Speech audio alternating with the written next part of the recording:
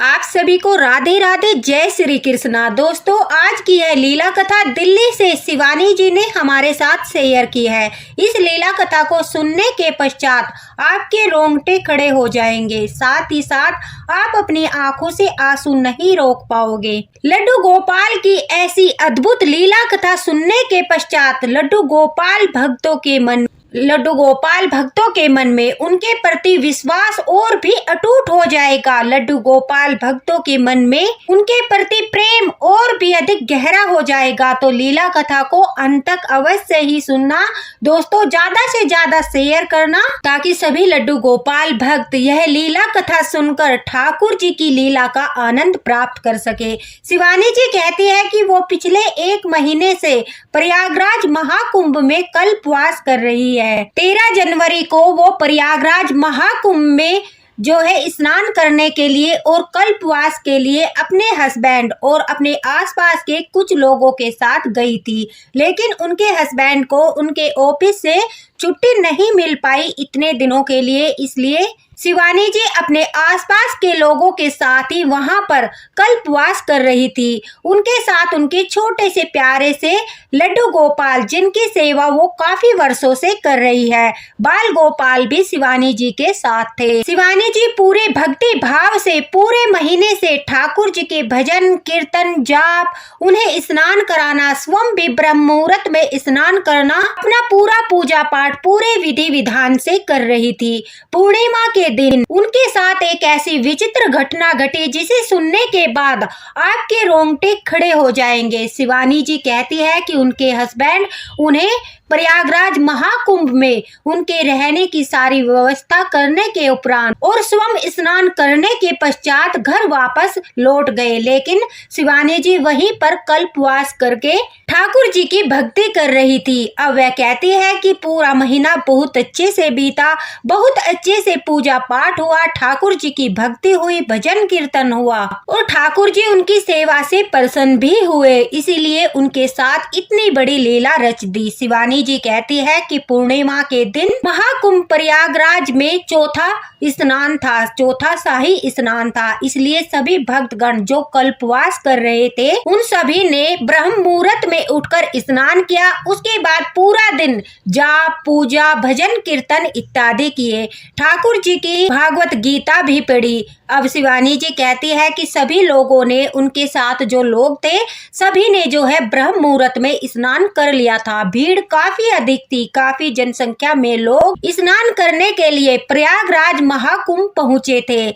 लेकिन वह कहती है कि उन्होंने शुरू से ही अपना एक नियम बनाया था। वो ब्रह्म मुहूर्त में भी स्नान करती थी और शाम के 5 बजे भी वो प्रयागराज महाकुंभ में त्रिवेणी संगम में स्नान करती थी। अब पूर्णिमा के दिन काफी ज्यादा भीड़ थी। उनके साथ जो लोग दोस्तों कल्पवास कर रहे थे उन लोगों ने शाम को स्नान करने से मना कर दिया, लेकिन शिवानी जी कहती है मैं अपना नियम तोड़ना नहीं चाहती थी। मैं चाहती थी कि जब तक भी हमारा कल्पवास पूरा हो मैं पूरे नियम के साथ अपने नियम को निभाऊं। इसलिए शिवानी जी कहती है मैं ठाकुर जी को लेकर उन सब लोगों से बोलकर स्नान करने के लिए चली गई। अब जब वह स्नान करने के लिए जा रही थी तो शिवानी जी कहती है रास्ते में चलते चलते अचानक से बड़े बड़े होल्डिंग लगे थे। एक होल्डिंग में उनका पैर अटक कर वो जोर से गिर गई। गिरते ही उनके दोनों हाथ छिल गए, उनके घुटने छिल गए। भीड़ काफी अधिक थी, लोग एक दूसरे को धक्का देकर आगे बढ़ने की होड़ में चलते जा रहे थे। शिवानी जी कहती है उन्हें भी ऐसा लगा जैसे किसी ने हल्का सा उन्हें पीछे से धकेला हो,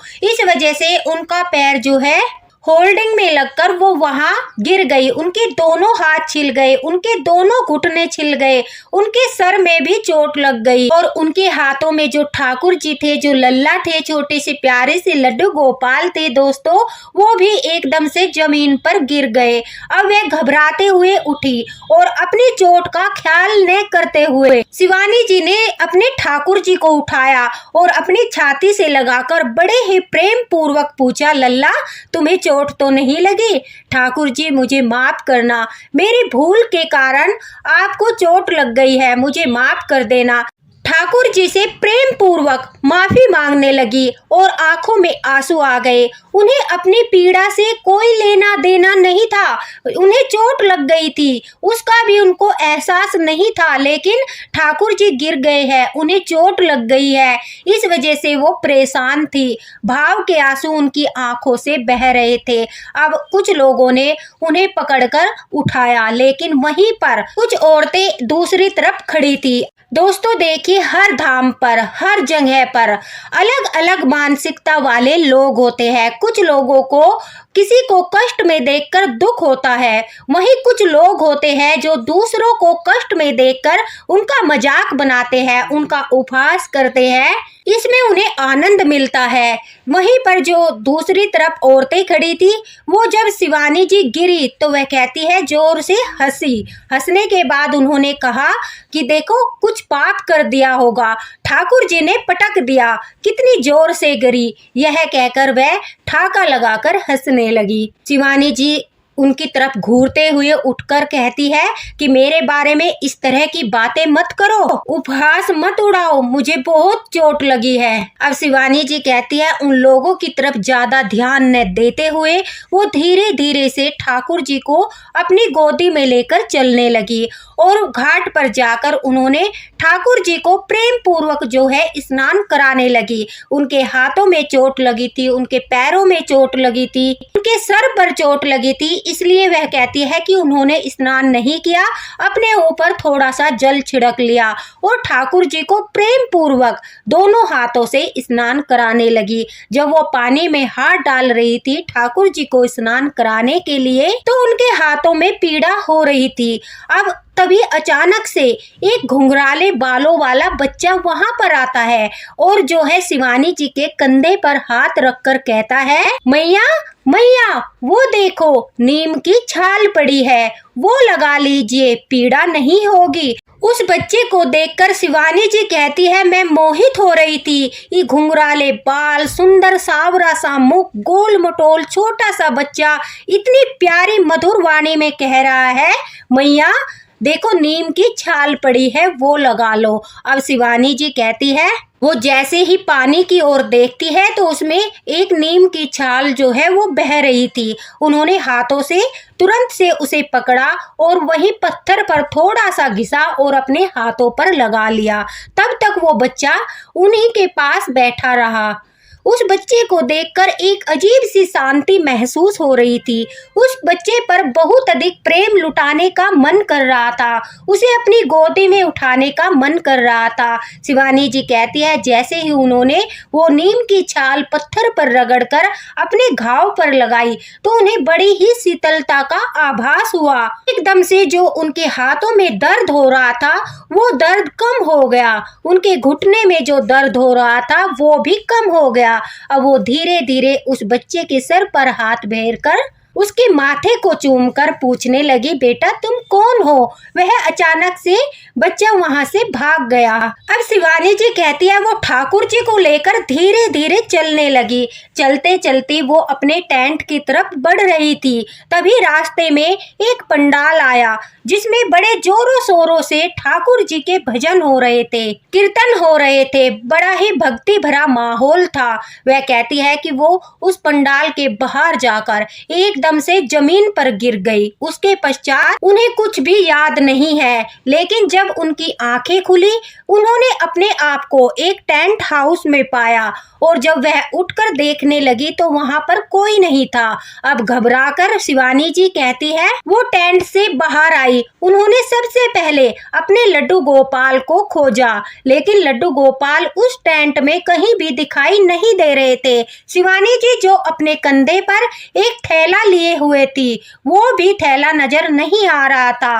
वह घबराकर जब बाहर आती है तो एक स्त्री उन्हें देखकर कहती है, अरे बहन अब तुम्हारी तबीयत ठीक है, अब कैसा महसूस कर रही हो? शिवानी जी कहती है कि आप कौन हो और मैं यहाँ पर टेंट में कैसे पहुंची? अब उस स्त्री ने कहा कि तुम पंडाल में जब भजन कीर्तन हो रहा था वहां पर लगातार 1-1.5 घंटे तक तुमने भजनों पर बहुत अच्छा जो है डांस किया, तुम झूम झूम कर नाच रही थी और तुम्हारा बेटा जो घुंघराले बालों वाला तुम्हारे साथ था वो भी बड़े आनंद के साथ मग्न होकर भजनों में तुम्हारे साथ नाच रहा था। तुम अपने बेटे को गोदी में उठाकर झूम रही थी, उसके लाड लड़ा रही थी, वो भी तुम्हारे साथ नाच रहा था और तुम भी भजनों पर नाच रही थी। उसके पश्चात अचानक से 1-1.5 घंटे के बाद तुम पंडाल से बाहर आ गई। जब भजन कीर्तन समाप्त हुआ, हम सभी लोग बाहर निकले तो मैंने तुम्हें वहां पर बेहोश देखा और कुछ लोगों की मदद से अपने टेंट में लेकर आई, लेकिन तुम्हारा बेटा नजर नहीं आ रहा है, वो मुझे कहीं दिखाई नहीं दिया।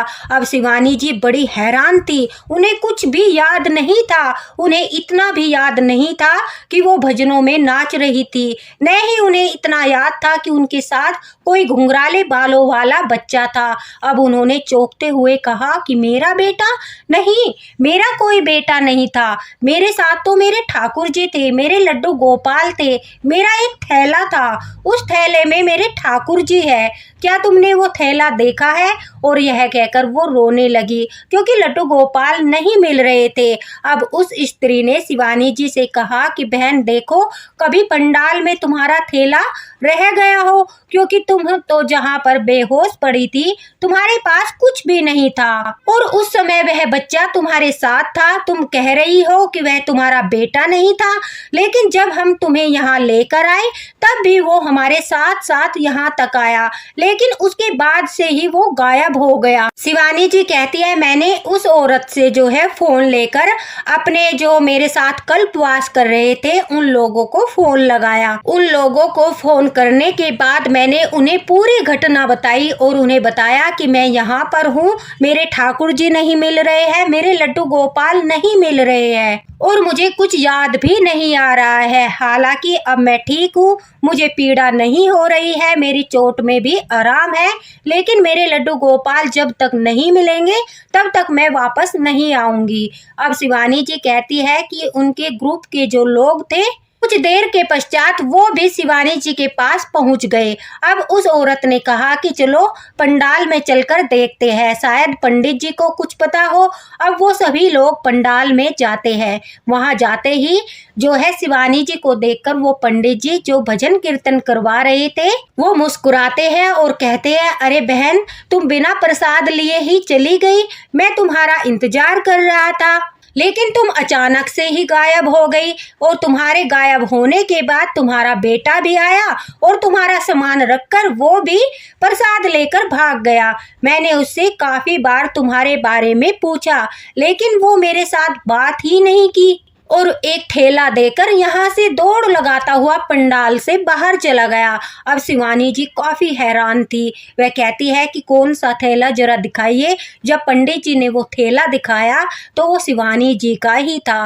बड़ी उत्सुकता के साथ उन्होंने उस थैले में अपने ठाकुर जी को ढूंढा। उनके ठाकुर जी बिल्कुल सही सलामत उनके थैले में ही थे। शिवानी जी ने इस डर के कारण कि काफी भीड़ है, उनके हाथों में भी चोट लगी है, कहीं ठाकुर जी फिर से न गिर जाए, इस भय के कारण अपने थैले में ठाकुर जी को बैठा लिया था। उसके पश्चात उनके साथ यह सारी घटना घटी, लेकिन अभी तक भी उन्हें याद नहीं आ रहा था कि वो पंडाल में भजनों पर नृत्य कर रही थी। उनके साथ वह घुंघराले बालों वाला बच्चा भी नाच रहा था, वह उसे गोदी में लेकर लाड लड़ा रही थी। ये सब बातें उन्हें ध्यान नहीं आ रही थी, लेकिन एक बात पर उन्हें पूर्ण विश्वास हो चुका था कि वो ठाकुर जी ही थे, वो लड्डू गोपाल ही थे, वो इनके माधव ही थे, उनके बाल गोपाल जो है। उन्होंने शिवानी जी को यह सौभाग्य प्रदान किया कि वो ठाकुर जी के साथ इतनी देर तक रही, लेकिन दूसरी ओर उन्हें इस बात पर रोना भी आ रहा था कि वो अपने ठाकुर जी को पहचान नहीं पाई, वो अपने लड्डू गोपाल को पहचान नहीं पाई। जब उन्होंने सभी को बताया कि वो कोई और नहीं बल्कि ठाकुर जी थे, लड्डू गोपाल थे, तो सभी लोग की आंखों में भाव के आंसू थे और सभी लोग कह रहे थे कि यह हमारे पंडाल का सौभाग्य है कि ठाकुर जी के कदम हमारे पंडाल में पड़े। वही हमारा दुर्भाग्य भी है कि हम उन्हें पहचान नहीं पाए। दोस्तों, हमारे ठाकुर जी कब क्या लीला रच दे किसी को नहीं पता, वो कब कहाँ किस रूप में आ जाए कोई नहीं जानता। हमें आभास अवश्य होता है, हमारा मन हमें गवाही अवश्य देता है। उनके अद्भुत रूप को देखकर मन में शीतलता अवश्य होती है। हमें लगता है कि यह कोई आम व्यक्ति नहीं है, यह कोई साधारण बच्चा नहीं है, लेकिन फिर भी हम अज्ञानतावश उन्हें पहचान नहीं पाते और वो हमारे साथ इतनी बड़ी लीला रच देते हैं। शिवानी जी काफी रो रही थी, उनकी आंखों से भाव के आंसू बह रहे थे और साथ ही साथ उन्हें आनंद भी आ रहा था कि ठाकुर जी उनके साथ जो है कीर्तन में झूम रहे थे, वो उनके लाड लड़ा रही थी।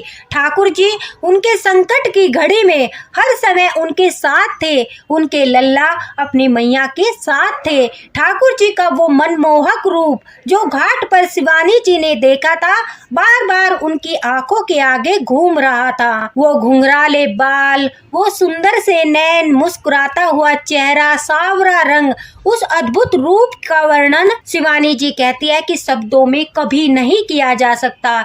यह शक्तियाँ नहीं तो क्या है, यह अद्भुत शक्तियाँ आखिर आती कैसे है? ठाकुर जी इतनी बड़ी लीलाएं किस प्रकार से करते हैं और वो अपने भक्तों के साथ समय भी व्यतीत कर जाते हैं, लेकिन हम उन्हें उस समय पर पहचान नहीं पाते। ठाकुर जी के जाने के बाद जब हमें ज्ञात होता है कि वो हमारे ठाकुर जी थे, वो हमारे लल्ला थे, वो हमारे लड्डू गोपाल थे, तो मन और अधिक तड़प उठता है, बेचैन हो जाता है। दोबारा से उनके दर्शन पाने की जो आस है वो मन में उजागर होने लगती है, हमारा मन तड़पने लगता है और इस संसार से विमुख होकर हम दर्शन पाने की लालसा में और भी अधिक उत्सुक हो जाते हैं। तो दोस्तों, आपको क्या लगता है कि वो छोटा सा नन्हा सा बालक जो शिवानी जी के साथ था, जो शिवानी जी के साथ इतनी अद्भुत लीलाएं कर रहा था, वो कौन था? क्या वो हमारे बाल गोपाल थे? क्या वो हमारे लड्डू गोपाल थे? अगर आपको भी ऐसा लगता है कि वो हमारे बाल गोपाल ही थे, वो हमारे लड्डू गोपाल ही थे, तो कमेंट बॉक्स में अपना भाव प्रकट अवश्य ही करना। शिवानी जी कहती है, प्रयागराज महाकुंभ में स्नान के दौरान ठाकुर जी की इतनी बड़ी लीला को देखकर वो धन्य हो गई। उनका कल्पवास जो था वो सफल हो गया। ठाकुर जी ने उन्हें दर्शन दिए, ठाकुर जी ने उनके साथ समय व्यतीत किया, ठाकुर जी ने उनके साथ लीला की। वह धन्य है क्योंकि उनका कल्पवास जो है वो संपूर्ण हो गया। ठाकुर जी उनकी भक्ति से, उनकी आराधना से, उनके जाप से प्रसन्न है। इस बात का संकेत ठाकुर जी ने उन्हें दे दिया है। शिवानी जी कहती है, जब से वो ठाकुर जी की सेवा कर रही है, उनके जीवन में काफी सारे संकट आए, लेकिन कुछ समय के बाद वो संकट धीरे धीरे दूर भी हो गए। यह सब उनके ठाकुर जी की ही कृपा है। जब उनके जीवन में संकट आता है तो कभी भी उनका विश्वास ठाकुर जी के ऊपर से नहीं डगमगाया। उसके उपरांत जब उनके जीवन से संकट चले गए, उनका विश्वास और भी अटूट हो गया। और जब एक भक्त का विश्वास अटूट हो जाता है, ठाकुर जी के ऊपर उनका विश्वास पूरी तरह से अटूट होता है, तो लड्डू गोपाल हर समय पर अपने भक्त की परछाई बनकर उसके साथ रहते हैं, हर समय उसके साथ चलते हैं, उसके कष्ट में उसके आगे चलते हैं, उसके सुख में उसके पीछे चलते हैं, क्योंकि सुख में भक्त आनंदित रहता है और दुख में उसे सहारे की आवश्यकता होती है। तो ये हमारे ठाकुर जी की सबसे बड़ी खूबी है, जो वो अपने भक्तों के प्रेम में वशीभूत होकर हर समय उनके साथ रहते हैं। इसलिए दोस्तों, लड्डू गोपाल पर हमेशा विश्वास बनाए रखना। और प्रयागराज महाकुंभ में ठाकुर जी ने प्रवेश किया था, अपने भक्तों को आशीर्वाद दिया था, अपने भक्तों के साथ समय व्यतीत किया था। इस लीला कथा से यह प्रमाणित हो गया है। समय समय पर जब हम ठाकुर जी के प्रति अपना प्रेम प्रदर्शित करते हैं, जब हम अपनी पीड़ा को भूलकर ठाकुर जी के बारे में सोचते हैं, तो ठाकुर जी भी तुरंत से हमारे बारे में सोचते हैं, उनकी दृष्टि हमारे ऊपर पड़ती है। जिस प्रकार से पीड़ा में होने के बावजूद भी शिवानी जी ने ठाकुर जी से पूछा कि लल्ला तुम्हें चोट तो नहीं लगी है, तुरंत से ठाकुर जी प्रकट हो गए। उन्होंने भक्त का प्रेम भाव देखा, भक्त का समर्पण देखा, भक्त का प्रेम पाने के लिए वो तुरंत से प्रकट हो गए और अपने भक्त के साथ कदम से कदम मिला के चलते रहे। दोस्तों, इतनी प्यारी सी लीला कथा सुनने के बाद मेरे तो रोंगटे खड़े हो गए, मेरी आंखों में भी आंसू आ रहे हैं कि ठाकुर जी ऐसी लीलाएं करते हैं कि भक्तों के मन को मोह लेते। सभी भक्तों के मन में यह अभिलाषा रहती है कि न जाने कब वो दिन आएगा कि उन्हें भी ठाकुर जी के दर्शन होंगे। दोस्तों, जिस दिन आपका ठाकुर जी के प्रति प्रेम सच्चा होगा, उनके प्रति समर्पण भाव सच्चा होगा, उनके प्रति श्रद्धा सच्ची होगी और उनके प्रति आपका अटूट विश्वास होगा, देखना उस दिन आपको ठाकुर जी के दर्शन अवश्य ही होंगे। ठाकुर जी आपके जीवन में कोई न कोई लीला अवश्य ही करेंगे जिसे आप जीवन भर नहीं भूल पाओगे। जिस तरह से शिवानी जी कहती है कि वो इस ठाकुर जी की लीला को मरते दम तक नहीं भूल सकती, ठाकुर जी के इस दर्शन को वो अपने मरते दम तक नहीं भूल सकती। ठाकुर जी ने उन्हें धन्य कर दिया। इसी के साथ दोस्तों, राधे राधे, हरे कृष्णा। ठाकुर जी की इतनी प्यारी सी लीला कथा सुनने के लिए हमारे चैनल को ज्यादा से ज्यादा फॉलो करें और लड्डू गोपाल की भक्ति से जुड़े सभी उपाय, सभी नियमों को ज्यादा से ज्यादा शेयर करें ताकि हमारे लड्डू गोपाल की भक्ति और भी अटूट हो जाए। राधे राधे, हरे कृष्णा। अगर आपका कोई भी क्वेश्चन है तो आप कमेंट बॉक्स में भी पूछ सकते हो, आपको रिप्लाई भी अवश्य ही मिलेगा। मिलते हैं अगले वीडियो में ठाकुर जी की प्यारी सी लीला कथा के साथ और प्यारे से मार्गदर्शन के साथ। राधे राधे।